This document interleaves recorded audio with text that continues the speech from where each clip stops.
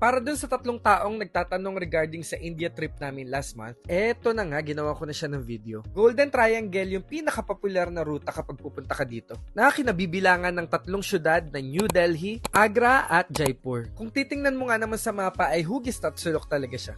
Merong direct flight from Singapore to New Delhi Airport. Nakuha nga namin yung flight ng $320 lang back and forth na. Kapag sa Manila ka naman manggagaling ay kailangan mo mag-layover. Pagdating nga namin sa airport ay pinasakay kami dito sa bus na sobrang likot. Dito talaga napaisip ako na sana pinagbutihan ko yung pag-aaral ng surfing lesson sa Baler.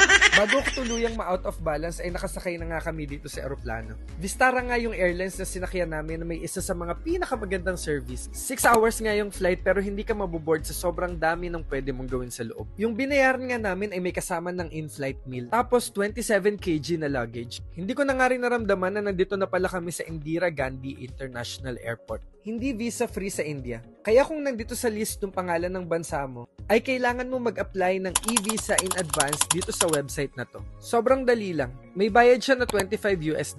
Paglabas nga namin ay sinalubong na kaagad kami ni Mr. Suresh. Driver siya na nakita ko online. Nakakatuwa nga, daig pa niya yung jowa pag-update everyday. Ito yung WhatsApp niya kung kailangan nyo ng jowa. ST kung kailangan nyo ng driver sa India. Pagdating nga namin doon ay bumili muna ng SIM card ang ate.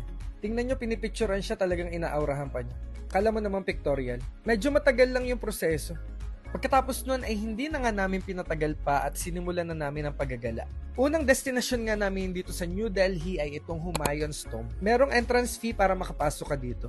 Hindi ko na maalala kung magkano pero hindi naman sobrang mahal ng entrance fee. Pero sobrang layo ng diferensya ng lokal at turista. Kung gusto nyo naman ng libre ay dito sa Lodi Garden. Ang garden ng mga geng-geng. Sobrang ganda nga rin dito. Tapos karamihan nga ng mga tourist attraction dito ay maraming mga photographer. Pagkatapos ng pictorial ay pwede mong bilhin yung mga soft copy. Minsan nga may hard copy pa. Kaso minsan they tends to be aggressive na kumuha ka ng marami. Dahil nga palubog pa lang ang araw ay syempre tuloy-tuloy lang ang ligaya. Sunod naman namin pinuntahan ay ang isa sa mga pinaka-iconic na landmark dito sa New Delhi. Ayan nga yung India Gate. Na-notice ko sa malapitan ay may mga nakaukit na pangalan. Sa gabi naman ay meron siyang pailaw. Yung kulay niya ay kagaya ng flag nila. Medyo crowded lang dito. Tapos may bigla-bigla na lang lalapit na nililinis yung tenga ko. Sobrang survival mode nga yung mga tao dito. Parang ATM machine nga yung tingin nila sa mga turista. Kapag binabalikan ko nga yung mga video, halos lahat ng pinuntahan namin merong ganun. Iniintindi na lang din namin. Ayan nga at nagpa-drawing pa ang ate. Tingnan naman. To transition, let's skip to the good part. Lastly ay sinubukan namin tong fire pan.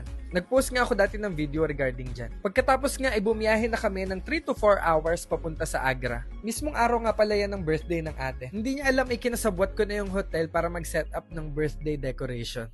Dito nga kami nagstay sa Taj Nice Point. Shoutout at salamat po ulit sa inyo. Follow nyo lang ako para sa day 2 namin sa Agra.